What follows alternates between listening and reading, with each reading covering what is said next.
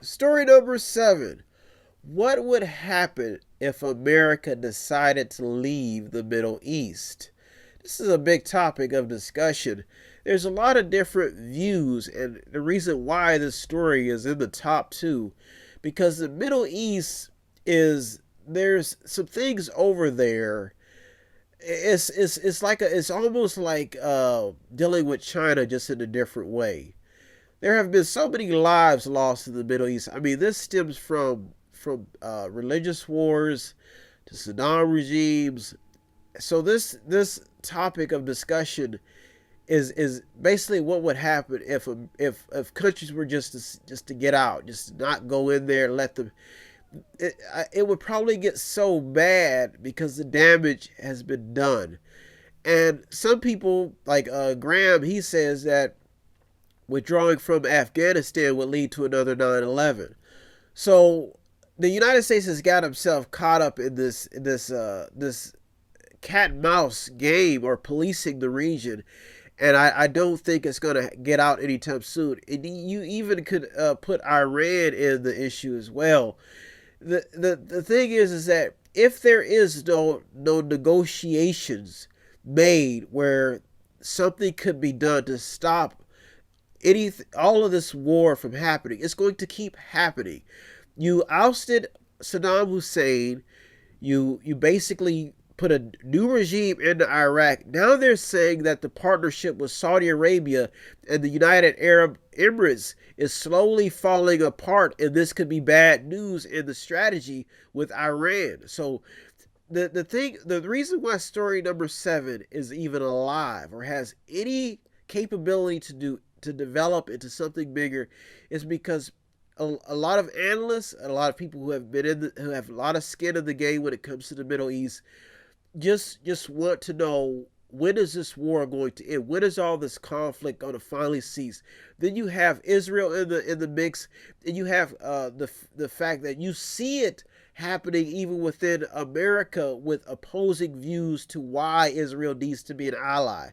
These some people have given up on religion. Some people have given up on the diplomacy between the Middle East, America, and all. So some people just. But the thing is that if you leave, or you say we don't want any part of it, the Middle East would basically crumble into chaos because there's nobody there to mediate, to keep these people from. Honestly, I believe it would be worse. It could be worse because already the thing is that they view America as coming in, conquering, and trying to Americanize everything.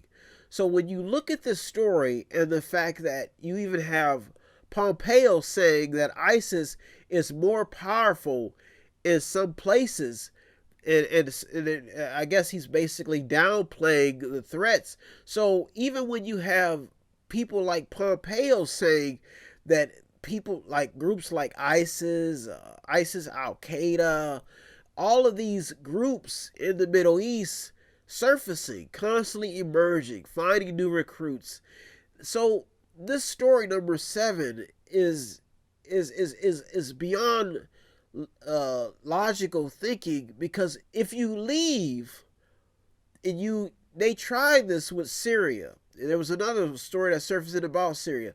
The Syrian civil war, 3 killed in attack on Turkish convoy. So these wars are still escalating, and they don't seem to be letting down anytime soon. So what would happen if you were just to take your hands off of it, just to leave? That's been a question on a lot of people's minds. Just let them handle it themselves. Would it get worse? Everybody who understands strategic war knows that you have to maintain a presence on the battlefield. But a lot of families, military activists, political activists, foreign policy activists are saying is that we've been in this game for too long. Something has to stop. This war, all this chaos and commotion has to stop. The threats, even when you look at the Palestinian border, the fact that the Gaza Strip, you look at Israel, you look at Iraq, you look at Jamal, what happened to the Khashoggi, the journalist. You look at all of these situations that have the tensions that continues to rise. One dictator falls, another dictator rises. So will this story stay alive? Will it get bigger? And will you start to hear more people talking about more candidates who are getting in office talk about either withdrawal or more intervention?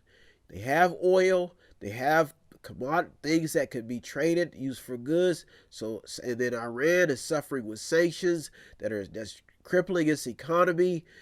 And people are dying daily because of this seesaw battle that keeps going on.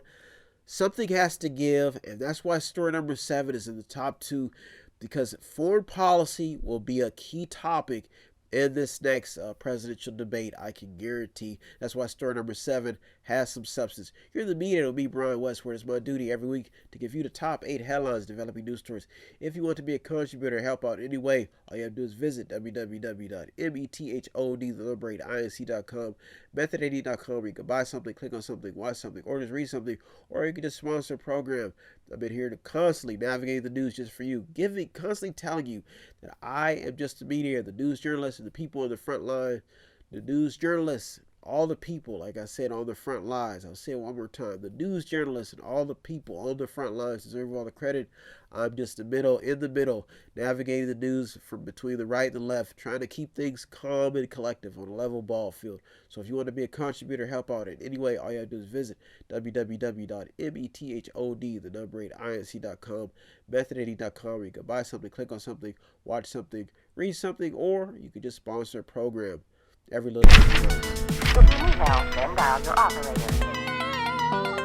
Have no fear, fellow citizens. The Mediator is here.